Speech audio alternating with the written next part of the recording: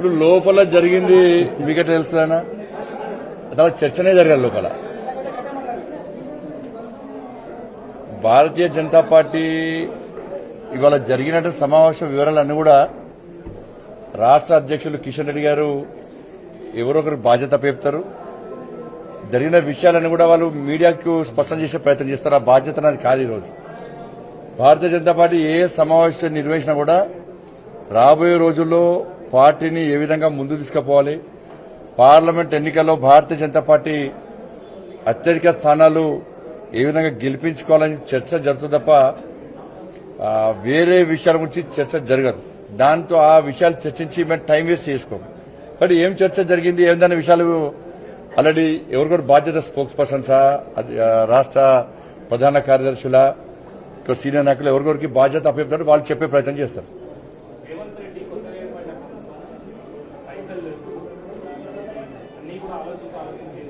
ఇప్పుడు ఒక్కరు గుర్తుంచుకోవాలి, కాంగ్రెస్ పార్టీ ప్లాన్ కొద్ది అదొక ప్లాన్ ప్రకారం ఇప్పుడు తెలంగాణ రాష్ట్రం అప్పుల పాలైందని చెప్పి కాంగ్రెస్ పార్టీ ఎన్నికల సందర్భంగా ప్రచారం చేసింది. భారతీయ జనతా పార్టీ కూడా ఎన్నికలప్పుడు టీఆర్ఎస్ పార్టీ ప్రభుత్వం, బీఆర్ఎస్ పార్టీ మూర్ఖత్వ ప్రభుత్వం, కేసీఆర్ నేతృత్వంలో తెలంగాణ రాష్ట్రాన్ని అప్పుల పాలు చేసిందని చెప్పి మేము కూడా ప్రచారం చేస్తాం. ప్రజలకు కూడా వాస్తవాలు తెలిసి ఒక్కొక్కరి పేరు మీద 1,60,000 అప్పు చేసిన విషయం ప్రజలు కూడా తెలుసుకున్నారు. కాంగ్రెస్ పార్టీకి అధికారం ఇచ్చారు, కాంగ్రెస్ పార్టీని నమ్మారు, కాంగ్రెస్ పార్టీకి అధికారం ఇచ్చారు. కానీ కాంగ్రెస్ పార్టీ ఎన్నికల సందర్భంగా 5 గ్యారెంటీలు 6 గ్యారెంటీలు ఇచ్చింది. మరి కాంగ్రెస్ పార్టీ ప్లాన్ ఏంది? ఇప్పుడు తెలంగాణ రాష్ట్రం అప్పుల పాలైందనే విషయం వాస్తవం. మీరు చెప్పారు, మేము చెప్పినాం, ప్రజలు కూడా నమ్మారు. అప్పుల పాలు చేసిన వాస్తవమే. మీరు 6 గ్యారెంటీలు అమలు చేస్తాం 100 రోజుల పాటు అని కూడా వాస్తవమే. కాబట్టి ఈ 6 గ్యారెంటీలను ఏ విధంగా అమలు చేస్తారు, తెలంగాణ రాష్ట్రంలో అప్పులను ఏ విధంగా తీరుస్తారు అనే ప్లాన్ మీకైతే ముందుంటారు. ఎన్నికల ముందు మీరు 6 గ్యారెంటీలు ఇచ్చినప్పుడు మీకైతే ప్లాన్ ఉంటుంది. ఆ ప్లాన్ ఏందో ఇప్పటికీ ప్రజలు వివరించాలి. మీరు ప్రజలకు ఇప్పటి కూడా ఒక భయాందోళనలో ప్రజలున్నారు. అప్పుల పాలైంది తెలంగాణ రాష్ట్రం, ఒక్కొక్కరి పేరు 1,60,000 అప్పు అయింది. ఈ అప్పులు కాంగ్రెస్ పార్టీ ఏ విధంగా తీరుస్తుంది అని చెప్పేసి ప్రజలు ఒక వేచి చూస్తా ఉన్నారు.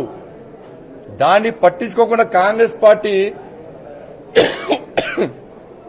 పార్లమెంట్ ఎన్నికల వరకు కూడా 6 లక్షల కోట్ల అప్పు చేసింది, 6 లక్షల కోట్ల అప్పు చేసింది అని చెప్పి టైంపాస్ చేస్తూ కాలం వెలుగుచ్చే ప్రయత్నం ఒక ప్లాన్ కాంగ్రెస్ పార్టీ చేస్తున్నది.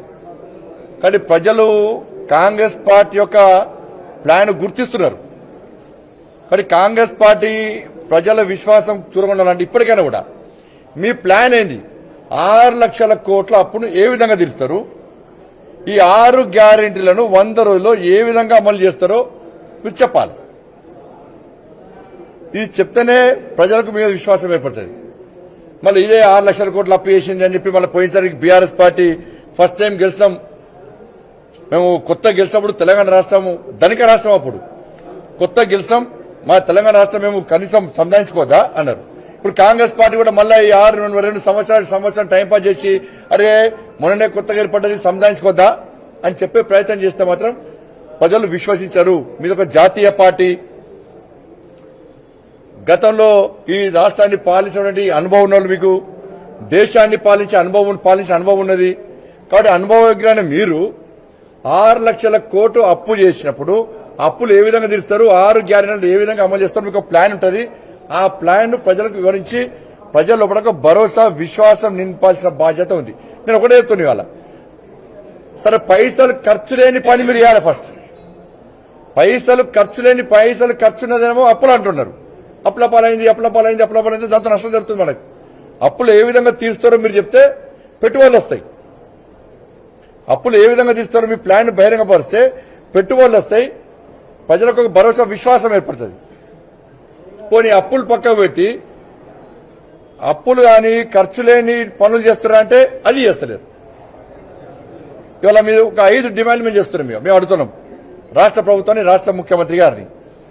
ఇప్పుడు డ్రగ్స్ కేసు దాని మీద బీఆర్ఎస్ పార్టీ ప్రభుత్వం సిట్ వేసింది. ఈ డ్రగ్స్ కేసు ఏమైందో మీరు తిరిగి చూడండి. దాని ఎంత పెద్దోళ్ళైనా గుంజుకారండి బయటికి. మొత్తం డ్రగ్స్ కేసును మొత్తం పూర్తిగా నిర్వీర్యం చేసిండ్రు. పెద్ద పెద్దోళ్ళు హస్తం ఉందని చెప్పి దాన్ని మూసేసిండు. రాష్ట్ర అప్పుడు మాజీ ముఖ్యమంత్రి కేసీఆర్ ఒక్క వారం రోజులు మొత్తం ఏగా ఊగదంపుడు ఉపన్యాసాలు చేయడు. టీవీలలో బ్రేకింగ్లు మొత్తం తెలంగాణ ప్రజలు మొత్తం షేక్ అయిపోయారు. ఎవరిని ఇష్టపెట్టాం అని అధికారులు తిట్టిడు, వాళ్ళు తిట్టిడు. డ్రగ్స్ కేసు పోయింది. అధ్యాయాల బయటికి వాళ్ళ ఇంటర్మీడియట్ విద్యార్థులు చాలా మంది ఇంటర్మీడియట్ విద్యార్థులు గ్లోబరీనా అనే మూర్ఖత్వ సంస్థ వల్ల రాష్ట్ర ప్రభుత్వం నిర్లక్ష్యం వల్ల వాళ్ళ చాలా మంది పసి పిల్లలని ఇంటర్మీడియట్ విద్యార్థులు ఆత్మహత్య చేసుకున్న సంఘటన విషయాలు విచారణ జరపండి. దాని కేసీఆర్ కుటుంబ సభ్యుల హస్తం ఉంది. అలా గ్లోబరీనా సంస్థ వెనుక ఎవరున్నారు? ఎవరి బినామీ సంస్థ? డ్రగ్స్ కేసు మూసేయడానికి కారకులు ఎవరు? గ్లోబల్ ఇంటర్మీడియట్ విద్యార్థుల విచారణను మూసేసడానికి కారకులు ఎవరు? పట్టుకారండి వాళ్ళను. టీఎస్పీఎస్సీ పేపర్ లీకేజ్ విషయంలో ఎందుకు విచారణ మళ్ళీ కొనసాగిస్తలేరు మీరు? లీకేజ్ కారకులు ఎవరు? ఎవరు పిఎల్ ఉన్నారు? టీఎస్పీఎస్సీ కేసును నిర్వీర్యం చేసింది ఎవరు? నిర్వీర్యం చేసే వ్యక్తులను కూడా మీరు విచారణ జరపాలి. 317 జీవోను సవరించరా? చెట్టుకోరు పుట్టకోరై ఇప్పటి కూడా ఉద్యోగస్తులు ఇబ్బంది పడుతున్నారు. వాళ్ళ ఉపయోగం తీసుకోండి. దానివల్ల లాభపడితే వాళ్ళని కొనసాగించండి. సవరించండి వాడిని. ఇవాళ ఇప్పటి కూడా చాలా మంది ఉద్యోగస్తులు ఉపాధ్యాయులు అందరూ కూడా ఇబ్బంది పడుతున్నారు 317 జీవో వల్ల. దాన్ని మీరు సవరిస్తారా? ఖర్చు లేని పని అంతా కూడా.